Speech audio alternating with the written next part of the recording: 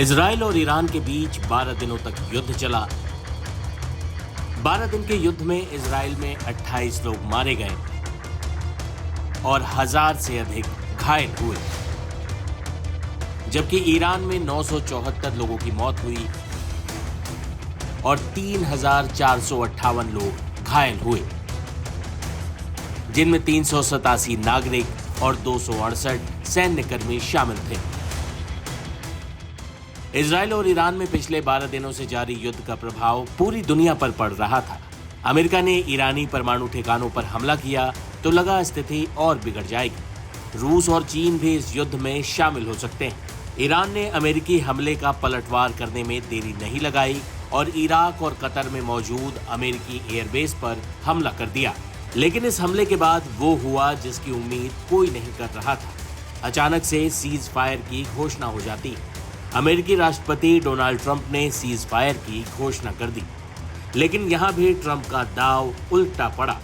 अमेरिकी राष्ट्रपति Donald Trump का प्रस्तावित युद्ध विराम 24 जून 2025 को लागू होने के कुछ घंटे बाद ही खतरे में पड़ गया, जब इजराइल ने दावा किया कि ईरान ने उसके हवाई क्षेत्र में मिसाइलें दागी। मंगलवार सुबह उत्तरी इजराइल में विस्फोटों की आवाज सुनाई दी और सायरन बजे, जबकि दोनों देशों ने 12 दिन के युद्ध को समाप्त करने के लिए युद्ध विराम स्वीकार किया था। हालांकि ये युद्ध विराम ज्यादा देर तक चल नहीं पाया। ईरानी मिसाइलें इजराइल के आसमान में इस घोषणा के 2.5 घंटे के भीतर ही दिखाई दी। टाइम्स ऑफ इजराइल के मुताबिक इसमें 4 लोगों की मौत भी हुई है। इसके जवाब में इजराइल के रक्षा मंत्री कात्ज ने इस हमले के बदले तेहरान को हिला डालने की धमकी दी है। उन्होंने अपने मिलिट्री को निर्देश दिया है कि ईरान के किसी भी हमले का जवाब तुरंत दिया जाए। उन्होंने कहा कि ईरानी हमले के जवाब में इजरायली सेना ईरान के सैन्य ठिकानों और सरकारी प्रतिष्ठानों को निशाना बनाकर हमले करे। बता दें कि इससे पहले ईरान ने अमेरिका को भी जवाब देने में देरी नहीं लगाई थी। ईरान ने सोमवार देर रात बड़ा कदम उठाते हुए कतर में अमेरिकी ठिकाने अल उदेद पर 6 मिसाइलें दागी। हालांकि कतर ने दावा किया कि सभी मिसाइलें इंटरसेप्ट कर ली गईं, लेकिन ईरान की मेहर न्यूज एजेंसी ने कहा कि कम से कम 3 मिसाइलें लक्ष्य तक पहुंची। इसके कुछ घंटों बाद ही कतर के प्रधानमंत्री शेख मोहम्मद बिन अब्दुल रहमान अल थानी ने तेहरान को फोन घुमाया। उन्होंने अमेरिका के युद्ध विराम प्रस्ताव पर ईरान की सहमति हासिल कर ली।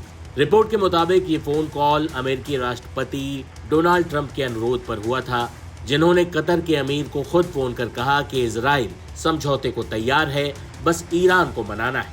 व्हाइट हाउस के एक वरिष्ठ अधिकारी ने बताया कि ट्रंप ने खुद इजराइल के प्रधानमंत्री बेंजामिन नेतन्याहू से बात कर युद्ध विराम तय कराया।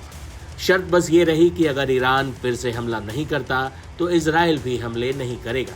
इसके बाद ट्रंप ने ट्रुथ सोशल पर लिखा, अब जब सभी पक्ष अपने अभियान पूरे कर लेंगे तब युद्ध विराम शुरू होगा और 12 घंटे बाद दोनों शांत रहेंगे।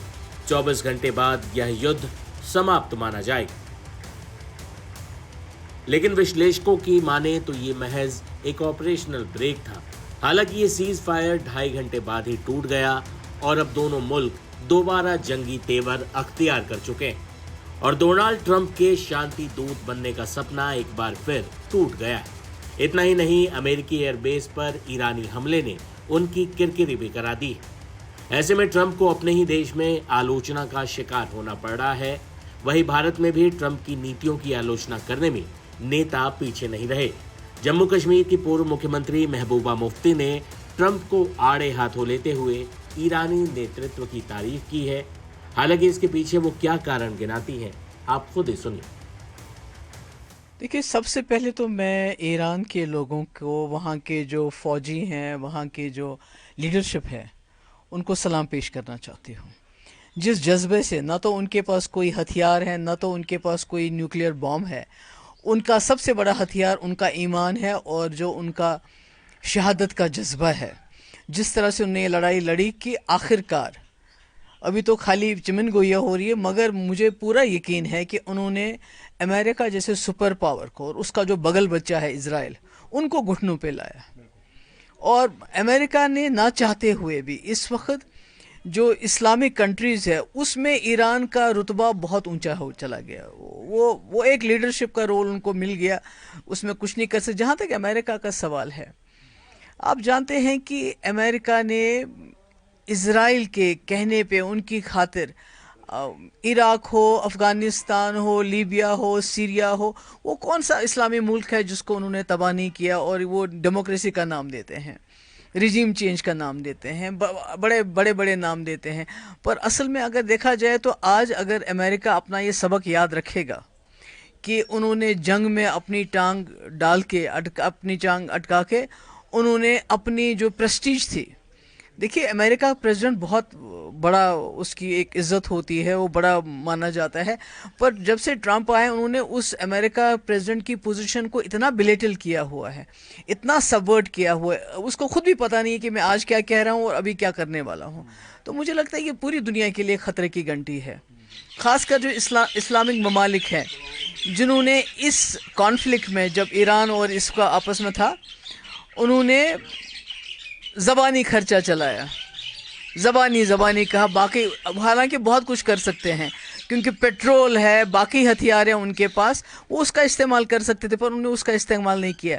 मगर मुझे खुशी है कि ईरान ने जो जिसको कहते हैं कि शेर खुदा हज़रत अली, उनकी पैरोकारी में का उन्होंने सबूत दिया और बिल्कुल उसको फॉलो करके शहादत को तरजीह दी। और इसी शहादत ने आज ईरान को सुर्खरू किया कि आज अमेरिका जैसा इतना बड़ा सुपर पावर और इराक, ये इज़राइल जैसा जो पूरा जिसको कहते हैं villain of the whole world, जिसने हर जगह तबाही मचाई है, फ़लस्तीन में इतनी तबाही मचा रहा है 2 साल से, कोई कुछ कहता नहीं, उसको भी उन्होंने घुटनों पे लाया। अब चूंकि जो सीज़फायर की डील है, क्या ये मैच्योर होगी?